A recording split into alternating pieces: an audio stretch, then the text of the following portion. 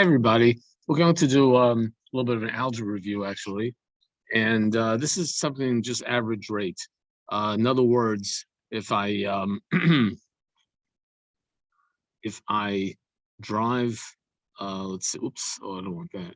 I want to just change that to, um,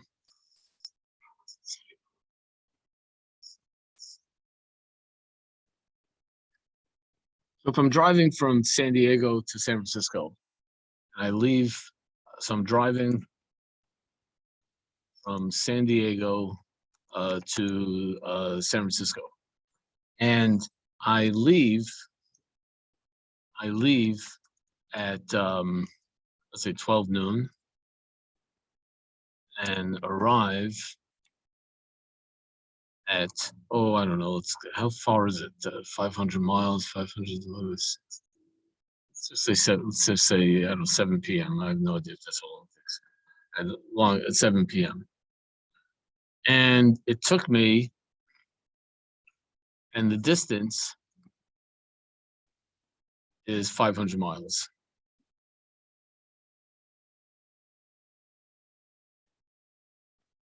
What was my average rate? Very simple question.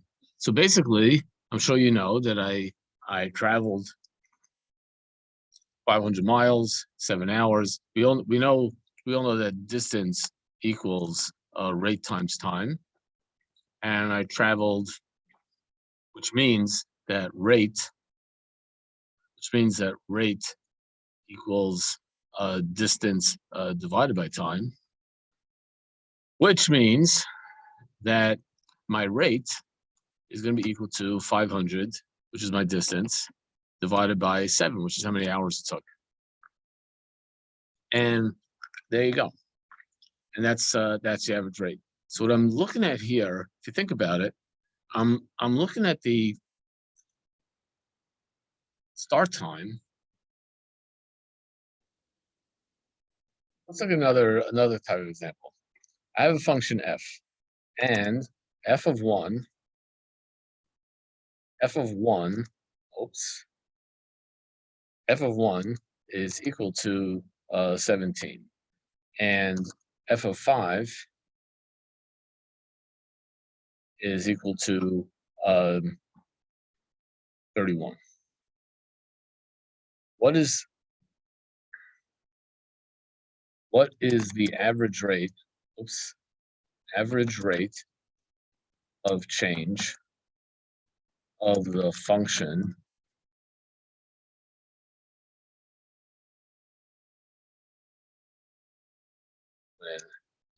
when x goes from 1 to 5. What is the average rate of that function? Well, what I'm gonna do, the average rate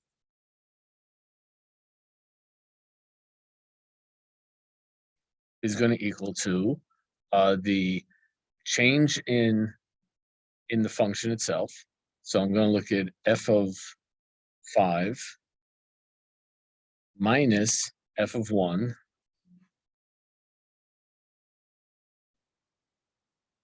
I'm going to divide that by 5 minus 1. I'm going to put parentheses around all this stuff here.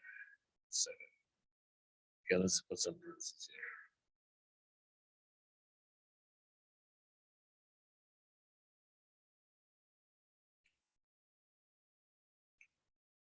I don't like that.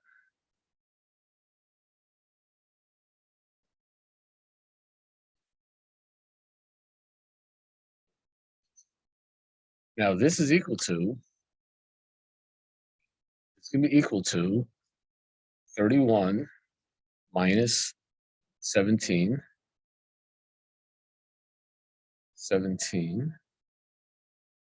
divided by 5 minus 1. And that just equals 14 over 4,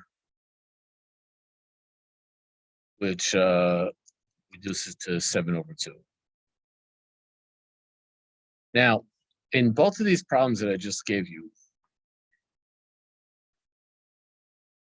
In both these problems I just gave you, oops, in both these last problems I just gave you, when you drove from San Diego to San Francisco, you might have gone faster at points, slower at points. You might have gone, who knows what you might have, there could be traffic, there could be all kinds of issues, there could be red lights, there could be traffic, and there could be this and that, so it's always possible. You didn't necessarily drive at a constant speed you can't drive at a constant speed the whole way. You're not going to drive out of your driveway the same way you drive on the freeway. It's just the way it is. So you go faster, you go slower, this and that.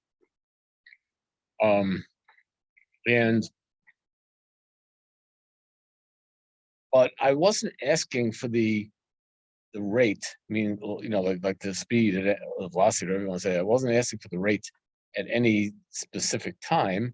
I was just asking for the average rate for the entire trip. That's why it's 500 divided by 7, which, by the way, I should mention. What is 500 divided by 7? What is 500 divided by 7? It's going to be 70-ish. 500 divided by 7. 71. Oh, you're going pretty fast. So 71.4. So 71.4 miles per hour. 500 miles divided by 7 hours is 71.4 miles per hour. Now, this function may not necessarily be a straight line. It might be, it might have its ups and downs. It could be all kinds of weird kind of curve. But the average rate means just look at the beginning and the end and just average it all. So you look at how the difference between where you ended and where you started, and dividing that by difference in time of how late it was at the end and how early it was at the beginning.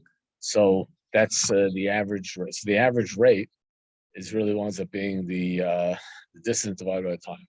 Now, that is how we find an average rate.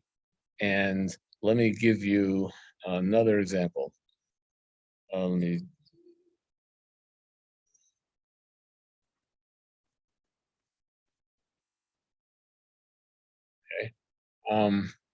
We have the function y equals x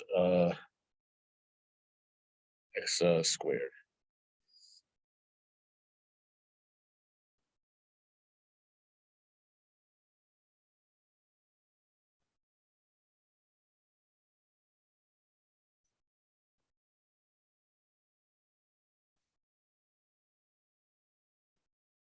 Find the average rate of change as x goes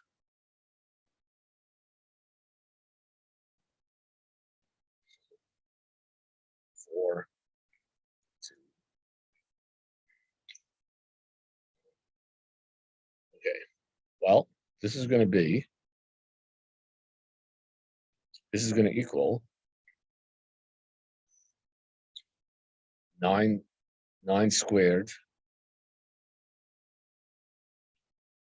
9 squared,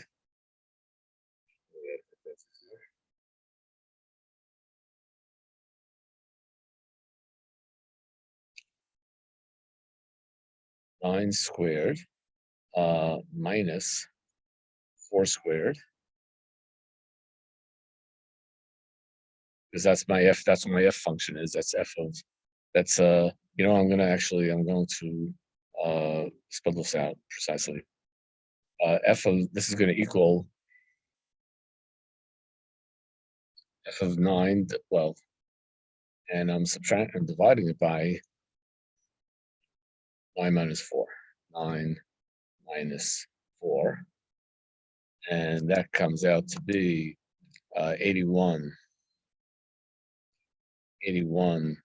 minus 16 divided by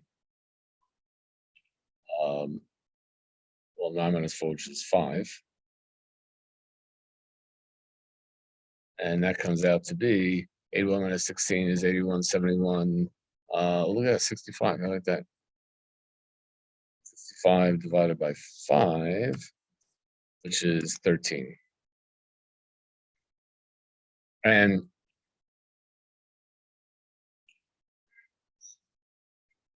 so we took the change in, so basically now if I was graphing this, let's say I'm going to graph this. Let's go here and let's graph it. Insert. I'll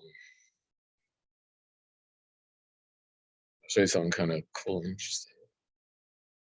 Okay, so I just realized I can't do that. I have to do something else. I have to go here.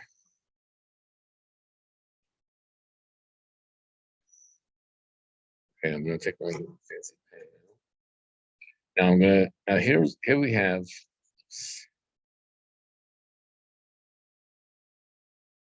a graph, and we have the function y equals x squared. Notice I'm doing a great job of drawing this. This is y equals x squared. And this is 4. And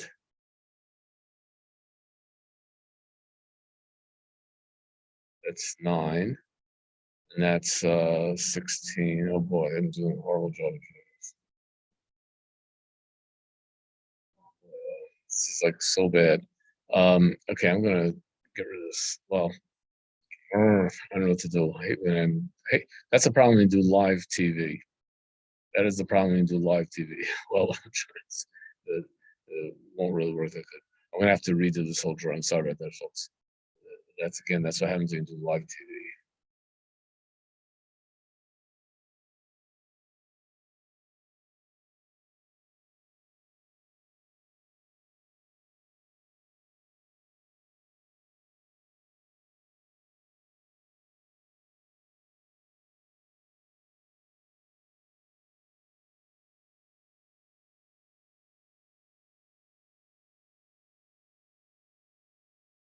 So that's 4. That's 9. That's 16. That's 81. I know it's not drawn to scale. This is y equals x squared, of course. And if you think about it, if we have 81 minus 16 and 9 minus 4, well, that's basically the rate is just going to be equal to the change in y over the change in x. Think about it. And which is my 81 minus 16 over 5 minus 9 minus, oops, over 9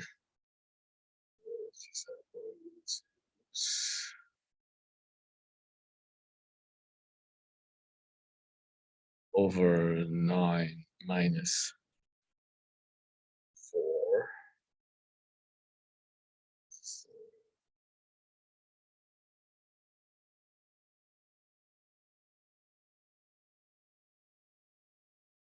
Which, as we said before, was 13. If you think about it, delta y over delta x, that is the slope of the secant line.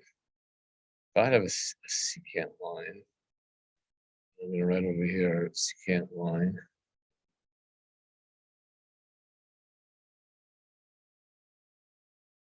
So this is the slope of the secant line that connects the these 2 points. So that's kind of interesting. So when we talk about average rate, we're talking about the secant. Now we're going to be learning how to do something when we get to the main section. When we get to the main video on this on section 2.2, this thing called the derivative, we're going to be able to figure out, like I said before, the function is changing. It's not the function is going on a curve, so it's not increasing at a constant rate. It's not going at a constant rate. So what is the instantaneous rate of change? Well, we're gonna learn that it's actually gonna wind up being the slope of the tangent line, but we that's a little bit of a sneak preview. Anyway, I want to end this fun video right now, and that's just a little bit of a introduction, and we're gonna now go to the next part, which is really the main part of section 2.2, which is the famous concept called the derivative.